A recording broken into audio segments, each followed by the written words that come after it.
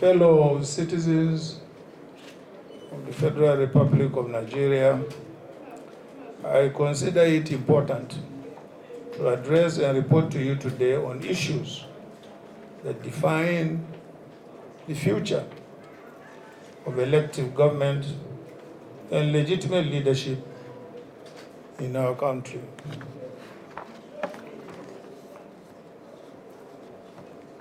Political leadership and active citizenship matter because they are ways through which we all work together to build a country that works for all who live in it and who will come after us.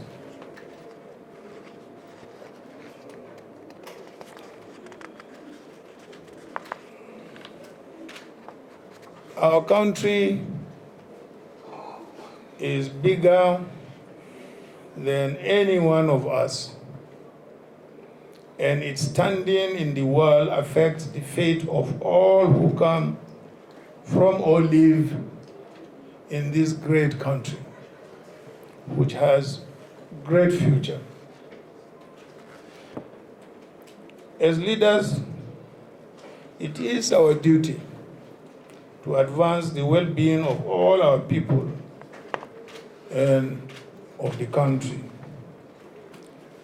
For this purpose, my generation worked hard to return the soldiers to the barracks. Very many of us are here. And to defend the right of the people to elect and establish for ourselves legitimate government. Our elections are established and governed by law and founded on the Constitution, from which leadership and government in Nigeria alone derive their legitimacy. The people look up to us as leaders to respect these rules and to defend them. This is what has brought us here today. Today, we are called upon to again, as a people, to uphold and defend the ground rules of elective government in our country. The Constitution prescribes the requirements for those who seek the highest elective office in the land. It should not take months or indeed decades for the institutions concerned to be able to do their work in establishing the credibility of any certificates presented by candidates for public office. We undertook this journey at great cost and for important reasons. The ground rules for legitimate governance in our country need to be upheld. And you who are gathered here today have the responsibility of upholding those ground rules. And the reputation of our country is at stake. That affects everyone, Nigerians everywhere, wherever they may be in the world. I am a Democrat by conviction and a citizen of a country that I love. The issues at stake in this case require us once more to rededicate ourselves to both the country and our Constitution. Now we must entrust these facts to us all as citizens and as leaders of the institutions charged with interpreting our Constitution. I should thank the lawyers, both in Nigeria and in the United States, who have assisted us in bringing clarity and definitive answers to these issues that appear to have defied our institutions for nearly a quarter of a century. I also want to extend my gratitude to the Nigerian citizens and friends of Nigeria, both within and beyond the shores of our country, for their patience as we have sought to find the facts and establish the truth.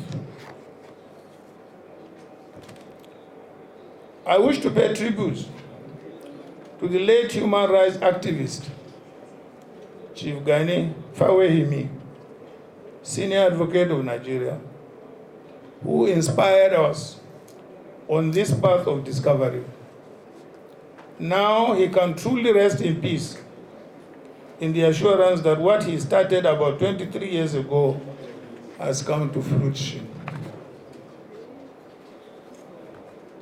Gani's vindication today gives credence to the saying that no matter how fast a lie runs, the truth will someday overtake it. Former American President Thomas Jefferson once said, and I quote, "If I had to choose between government without newspapers and newspapers without government, I wouldn't hesitate to choose the latter." From exposing the Watergate scandal and unraveling the dubious certificates of politicians, journalists have maintained eternal vigilance by bridging the gap and stepping in when other arms of government failed.